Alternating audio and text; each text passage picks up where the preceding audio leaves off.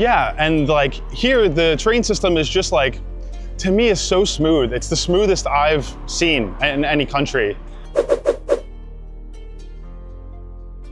서울이 아시아 최고의 레저 도시로 등극했습니다. 미국의 프리미엄 여행 전문 매체 글로벌 트래블러가 발표한 2025 레저 라이프 스타일 어워즈에서 서울이 아시아 최고의 레저 목적지 1위로 선정되며 또 한 번 세계의 주목을 받았습니다. 서울의 매력은 어디에서 비롯됐을까요? K-팝과 K-드라마를 중심으로 한 한류 콘텐츠의 세계적 인기, 명동과 강남의 트렌디한 쇼핑, 한식의 깊은 맛을 경험할 수 있는 다채로운 미식 체험, 도심 한복판에서 즐기는 북한산 등산과 야간 관광, 그리고 사계절 내내 열리는 축제들까지 서울은 단순한 도시 이상의 경험을 선사하며 24시간 살아있는 여행지로 자리매김하고 있습니다.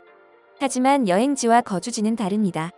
서울을 여행하다 완전히 반해버린 미국 여행가 벤은 K-라이프를 직접 체험하고 영상을 제작했습니다.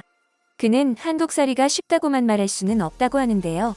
I'm not going to sit here and say that South Korea is easy, that Seoul is like an easy, cheap city for locals. You know, people work very hard. People work extremely long hours to support their family, to support themselves. And, you know, I can only speak from let's say a digital nomad perspective, a YouTuber's perspective coming over here to Seoul. It's a little bit different, you know, everything gets a little bit more expensive. But if we compare it to the States, we compare it to New York, I think the value for what you get is still substantially higher. It's still, yeah, it's significantly different, you know, and it kind of shows with the way people are more happy here. People are genuinely more friendly, more happy overall in this country. I don't know if that's just like, as a foreigner, you know, people often say that foreigners are treated not so well, potentially like in Asia. You know, maybe you're gonna be a bit of an outsider, maybe people are gonna be shy to talk to you, they're gonna be nervous about their English. Maybe the older generation is gonna be a little bit, I don't know, weird to you.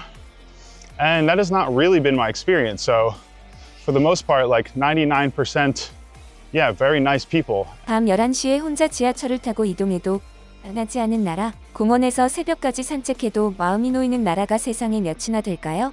실제로 한국은 OECD 국가 중 범죄율이 낮고 총기 사용이 없는 국가로 유명합니다.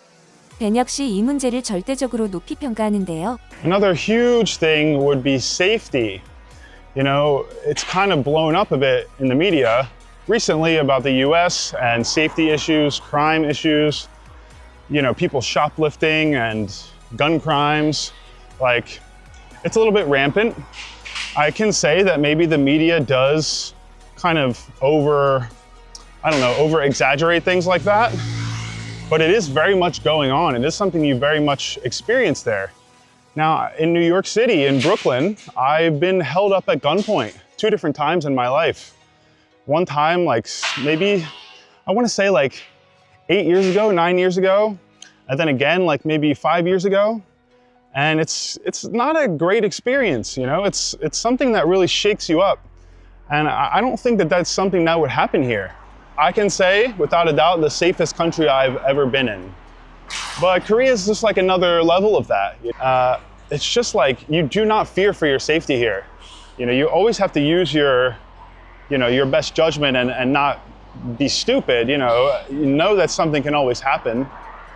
But like, any time of night, you know, there are literally people sleeping on the streets drunk, like on the weekends. People like getting too messed up and like just falling asleep on the streets. You know, they have their belongings on them, like they're not worried about it.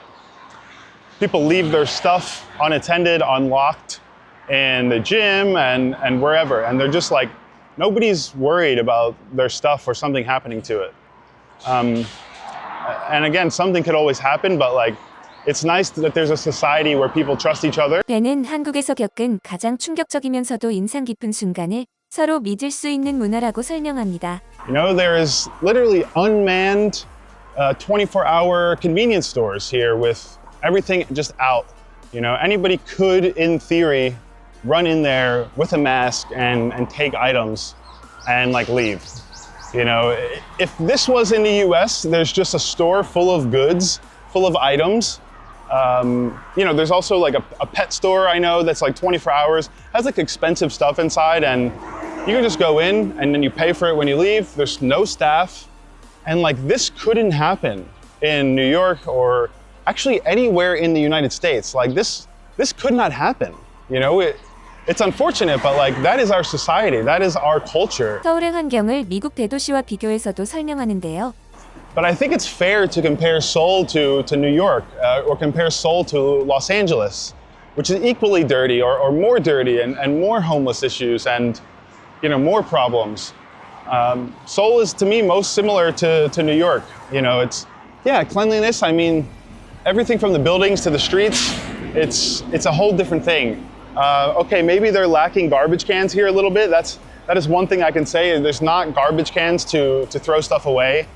I know a lot of people comment in my videos that it's the Chinese littering and they see the Chinese people littering and like any litter you see is from the Chinese. People like to blame other countries, so I won't feed into that. I'm not gonna feed into that type of thing. I don't want to get into different countries versus different countries or racism within the country, stuff like that. You know, that's a whole different topic, right? But for me, you know, the place is 99% clean. 한국은 음식이 다양하고 맛있기로 유명합니다. 벤에게 한국 음식은 어떨까요? But yeah, the food quality, you know, in Korea, very, very high, very high. Something I've been missing since leaving the first world, since leaving America, is fresh food, access to fresh meat, high quality meat. It's something that Korea really shines for me. And it's, as a carnivore, somebody who eats strictly meat, you know, all meat diet, Korea is the best place I've been for it. Better than America, better than New York.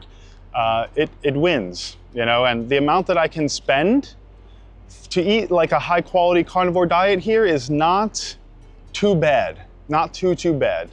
You know, I think around 40,000 won per day, you know, maybe $30, a little less than $30, maybe $27 per day, something like that. Reasonable. You know, I'm cooking most of my food. And yeah, I'm cooking a lot of beef and lamb, pork as well. But man, it's very good. 외국인들이 가장 놀라는 것 중 하나는 지하철입니다. 서울 지하철은 세계적으로 드문 질서의 공간이죠. 한국인들의 행동을 관찰해보면 지하철이 단지 이동수단이 아니라 한국인들의 시민의식이 가장 잘 드러나는 사회적 공간이라는 느낌이 들 정도라고 하는데요. Yeah, and like here the train system is just like, to me, is so smooth. It's the smoothest I've seen in any country. Everyone is well behaved, you know, everyone is quiet. You know, another thing on the New York subway, it's like, yeah, there's something cool when there's people dancing and playing music and like entertaining people. You know, they're trying to make money. They just want people to give them donations. It's cool, especially the first couple times. I think, but once you live there, it becomes like a little bit of a nuisance. It becomes a burden, or you know, it's a little more annoying than anything. You know, sometimes you just want to peacefully travel, especially people going to work, people commuting to jobs. It's like, you're not always in the mood for that.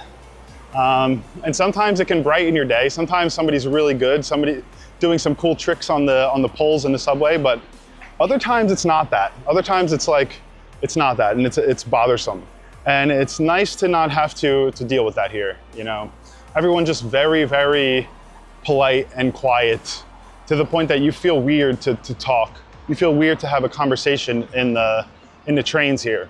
And yeah, to me, I like that. I don't know, it's a very peaceful headspace. 한국은 이제 단순한 여행지를 넘어 세계를 매혹시키는 살고 싶은 나라로 진화하고 있습니다. 그리고 그 특별함은 여행자의 발걸음을 멈추게 하고 머무는 이의 마음을 더 깊이 빠져들게 만들죠.